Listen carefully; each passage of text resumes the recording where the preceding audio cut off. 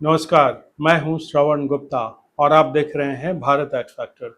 बिहार में चुनावी सरगर्मियां तेज हो गई हैं।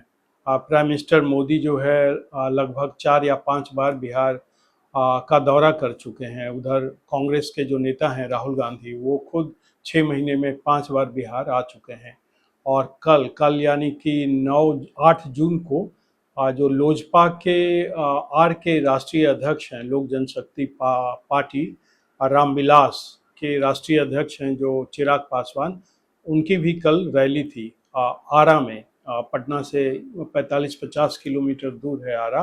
वहाँ चिराग पासवान की रैली थी और एक तरह से वहाँ उन्होंने रैली करके जो है चुनावी शंखनाद का बिगुल जो है उन्होंने बजा दिया है बिहार में।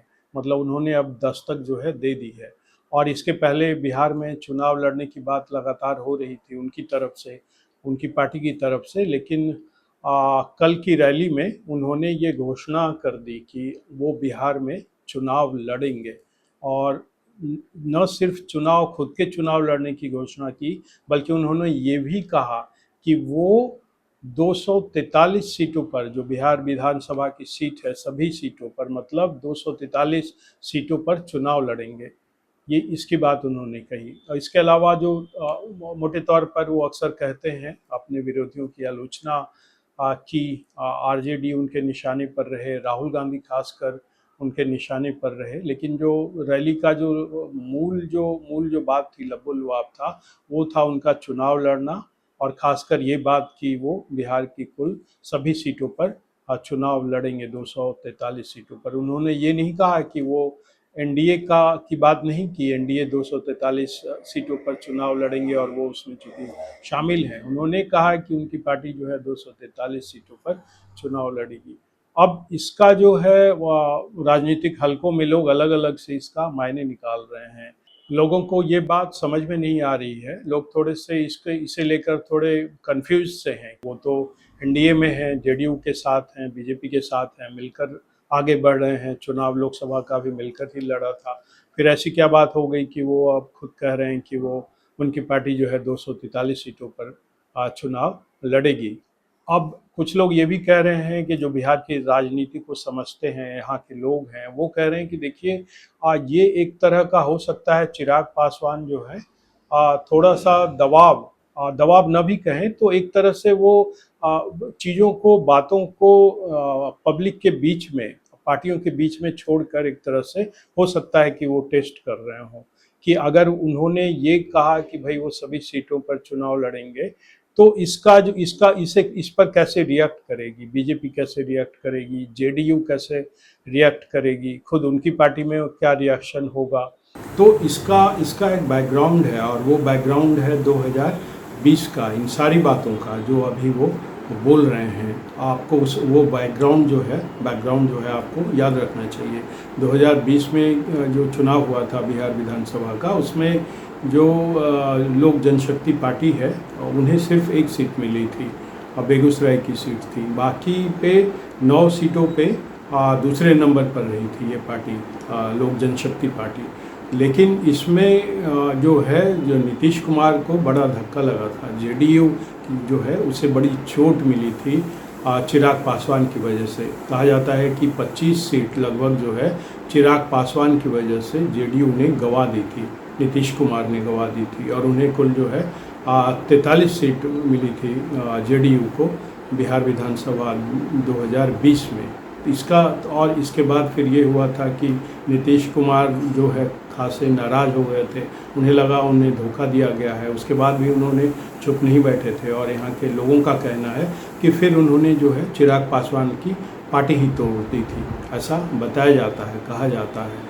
उनकी पार्टी में दो फाड़ हो गया था। जो चिराग पासवान के चाचा हैं पशुपति पारस, और रामविलास पासवान के भाई जो हैं वो उनसे अलग हो गए थे, दो धड़ा बन गया था पार्टी का। उसके बाद फिर बीजेपी ने भी इसमें आग में घी डालने का काम किया था और फिर जो है पशुपति पारस को, बल्कि उन्हें मंत्रिमंडल में जगह दे दी गई थी, उन्हें मंत्री बना दिया गया था।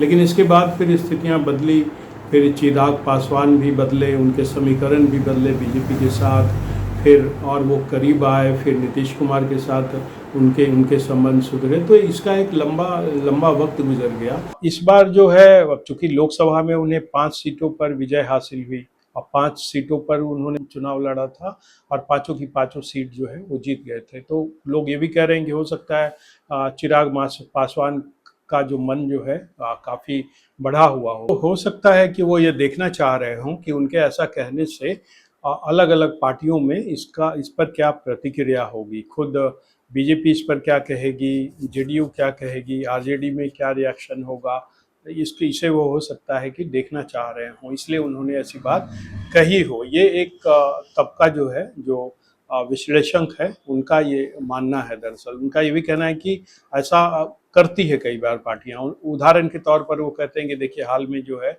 जो नीतीश कुमार के बेटे हैं निशांत कुमार, उन्हें लेकर के जो है करीब 1 महीना पहले जो है बड़ी तेज हवा बनी, जो है उन्हें लेकर उनका नाम सामने आया कि भाई उन्हें ही चीफ मिनिस्टर बना दिया जाए। अलग अलग कोण से, अलग अलग एंगल से उनका नाम सामने लाने की कोशिश की गई। हालांकि 15-20 दिन के बाद ये मामला जो है शांत हो गया, इसका कोई नतीजा नहीं निकला। लेकिन कई कई बार ऐसे इशूज जो हैं वो जानबूझकर छोड़ दिए जाते हैं, वो देखने के लिए कि इस पर क्या इसका रिएक्शन होता है।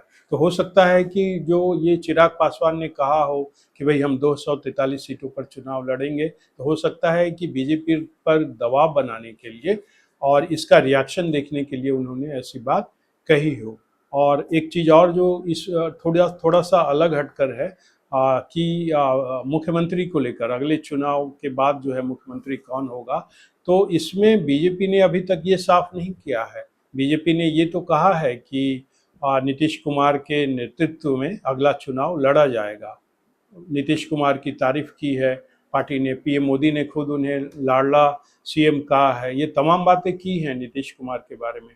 लेकिन बीजेपी ने इस पर अभी पत्ते नहीं खोले हैं, ये नहीं कहा है कि भाई अगला सीएम जो है ये आपके नीतीश कुमार ही होंगे। लेकिन चिराग पासवान ने 2-3 दिन पहले कहा कि नीतीश कुमार ही जो है अगला सीएम बनेंगे। तो इसका क्या, इसे देखना चाह रहे हो कि उनके ऐसा कहने से बीजेपी कैसे रिएक्ट करती है, जेडीयू कैसे रिएक्ट करती है। वो नीतीश कुमार को थोड़ा सा जो है उनसे उनसे जो है अपने रिलेशन और अच्छे करना चाह रहे हों, ताकि सीट शेयरिंग की जब बात हो उनसे चिराग पासवान को कम सीटें मिल दे बीजेपी इस पूरे गठबंधन में, तो हो सकता है कि वो नीतीश कुमार को कहें कि भाई हमें थोड़ा आप जो है जोर लगाइए, बीजेपी को कहिए कि हमें कुछ और सीट दें। इसलिए वो नीतीश कुमार के बारे में ऐसा कह रहे हैं कि भाई अगले सीएम वही होंगे। तो एक तमाम तरह के जो है वो एक तरह से तीर चलाया है उन्होंने, चिराग पासवान ने कई तरह के बयान दिए हैं। और सबका यही मानना है, जो लोग समझते हैं यहाँ की राजनीति को, बिहार की राजनीति को, कि वो दरअसल देखना चाह रहे हैं कि उन्हें कहाँ तक आगे जाना है, बीजेपी को कैसे साधना है, जेडीयू को कैसे साधना है, सीटों का तालमेल कैसे करना है और मैक्सिमम सीटें जो हैं कैसे हासिल करना है, नीतीश कुमार से कैसे रिलेशन रखने हैं। तो ये सब तमाम चीज़ों को देखने के लिए, जांचने समझने के लिए वो इस तरह के बयान दे रहे हैं। तो आज इतना ही। नमस्कार।